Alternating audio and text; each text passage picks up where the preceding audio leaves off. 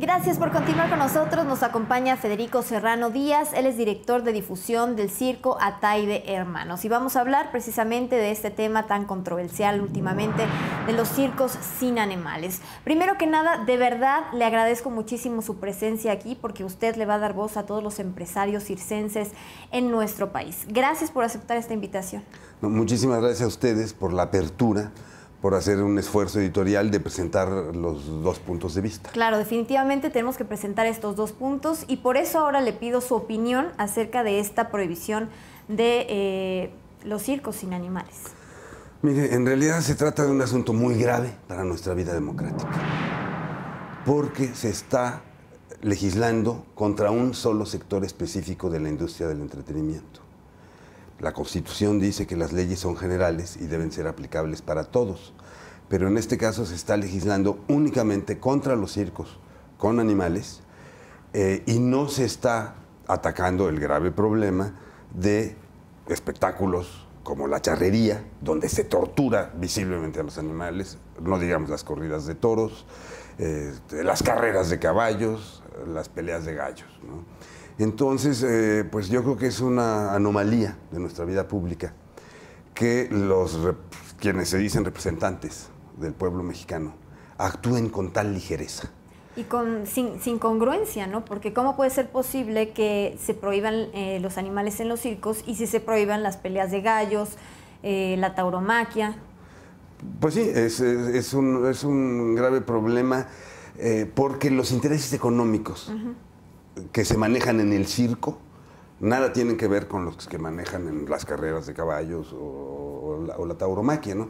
Entonces, para, digamos, taparle el ojo al macho, para hacer que trabajan, los legisladores están atacando frontalmente a los circos, cuando en México hay una tradición de circo inmensa. Ataide Hermanos, por ejemplo, cumplió el año pasado 125 años, ¿no?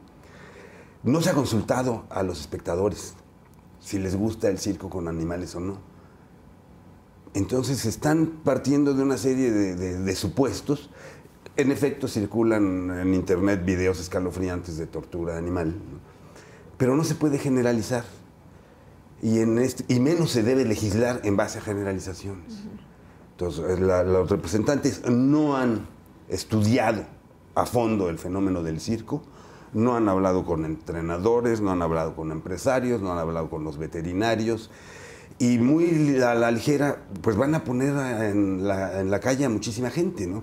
Apenas mañana en San Lázaro se va a llevar a cabo un foro en el que invitan a la gente de circo, pero en realidad es como una tomadura de pelo, porque va a haber 4 gentes que van a hablar contra el circo con animales y una sola que va a defender el punto de vista contrario. Desde el título del foro ya hay una predisposición, se llama Por un circo sin animales, ni siquiera con un punto de interrogación. Entonces, bueno, vamos a defender nuestro punto de vista porque es nuestra obligación. La Asociación Mexicana de Empresarios de Circo, la Unión Nacional de Artistas y Empresarios de Circo, en 2008 publicaron un desplegado que se llamaba Atentado contra la industria del circo mexicano. Y decíamos, exigimos ser escuchados, exigimos que se estudien los problemas del circo en México en lo referente al trato a los animales y entonces se legisle. Prácticamente 6 años después nos están llamando a un foro en el que le digo, va a ser un montón contra un solo representante del circo para cubrir el expediente. Entonces son cosas que yo invito a los espectadores a que reflexionen. Nadie puede estar a favor del maltrato animal, nadie. Ahora, ustedes tuvieron recientemente una función en Querétaro donde ya no utilizaron a los animales. ¿Cuál fue la respuesta del público y cómo les fue a ustedes económicamente? Pues a los circos les está yendo mal en general.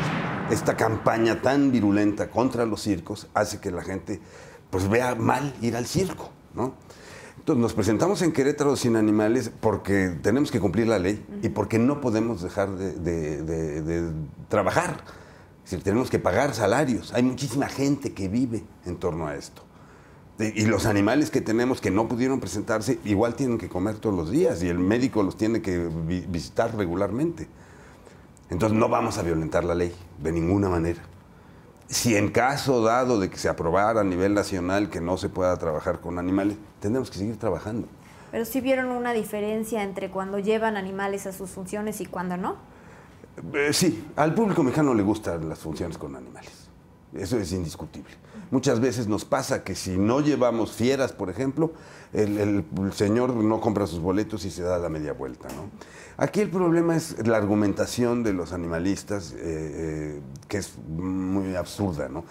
Dicen, por ejemplo, que llevar a los niños a los espectáculos con animales es generar conductas violentas en el futuro, lo cual es bastante improbable. Está mucho más demostrada las conductas violentas de espectáculos como la lucha libre o de las películas de superhéroes, que ahora, no están prohibidas. Usted que está detrás de todo lo que ocurre en una función, ¿no cree que estos animales están expuestos a algún tipo de estrés al tenerlos amarrados o enjaulados o transportándolos continuamente? Yo sé que, bueno, no todos los circos, como usted me dice, maltratan a los animales, pero recientemente tuvimos un tema en algún circo de Yucatán en donde se encontraron lesiones en varios animales, incluso un oso sin la mandíbula inferior. Entonces, bueno, no sucede en todos los circos, eso es definitivamente, pero sí creo que sucede un tipo de estrés a lo mejor. ¿Cómo ustedes hacen para entrenar a los animales que no tenga estrés o que no tenga algún tipo de maltrato? Bueno, la educación de los animales ha cambiado tanto como la educación de los niños, ¿no? Antes se daba de reglazos a los muchachos para que aprendieran el alfabeto. Esto ya no sucede. Desafortunadamente, muchos empresarios de circo han sido muy pocos cuidadosos.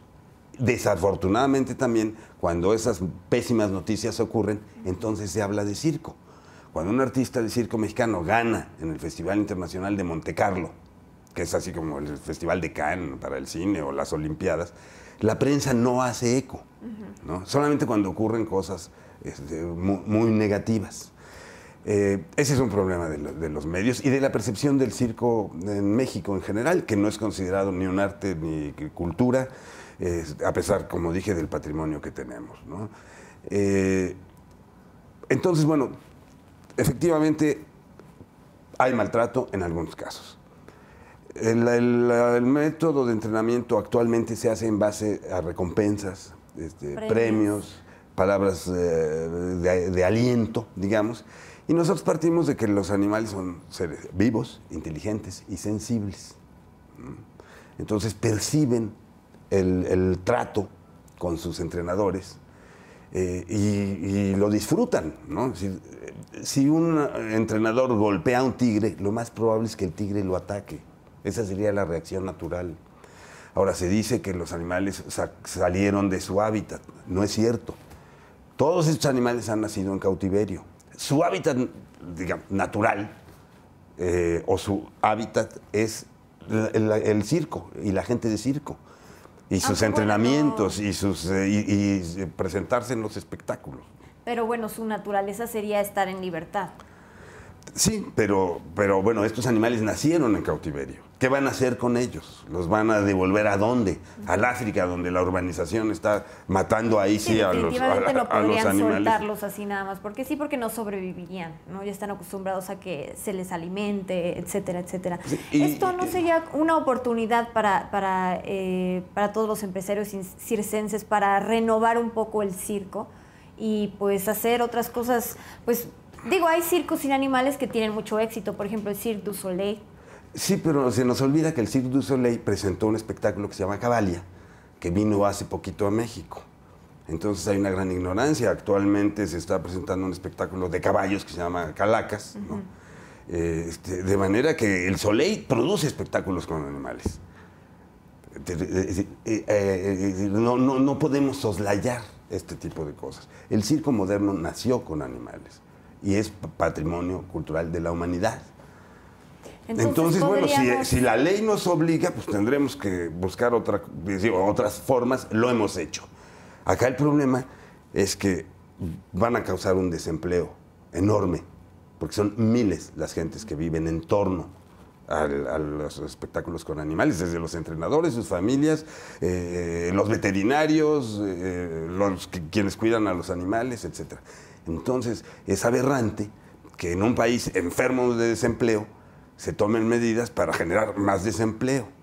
Oiga, y bueno, por ejemplo, no sé, ¿qué proponen ustedes en cuanto a este tema? ¿Que se revise mejor el trato a los animales? Por supuesto, ¿O cuál sería su existen propuesta? leyes de organismos del Estado mexicano, como la Semarnat y la Zagarpa, y todo esto está regulado. Es decir, que a veces no se aplica la ley, bueno, en muchos ámbitos no se aplica la ley, ¿no? Pero bueno, que se aplique rigurosamente, la ley puede ser mejorada. Nosotros decimos, bueno, mejoremos, dialoguemos, escuchémonos, ¿no? Entonces, si la Zagarpa determina que las jaulas para los animales deben ser más grandes, haremos el esfuerzo y lo haremos, ¿no? Pero la prohibición no resuelve nada, más bien va a generar un montón de nuevos problemas. Para empezar, los animales van a morir de tristeza y todas las gentes que trabajan alrededor, va a sonar exagerado, lo es, van a morirse de hambre y de angustia y de depresión. Bueno, pues desafortunadamente se nos terminó el tiempo, pero le dimos ya voz a los empresarios circenses, ahí tenemos ya su opinión. Muchas gracias por haber estado con nosotros. Muchas gracias a ustedes y yo invito al público a que reflexione. No podemos permitir que haya leyes de doble rasero para un sector específico de la población y para otros no. Bueno, pues ahí está. Muchas gracias por haber estado con nosotros. Muchas gracias a ustedes. Nosotros nos vamos a un corte comercial y regresamos con más. No le cambien.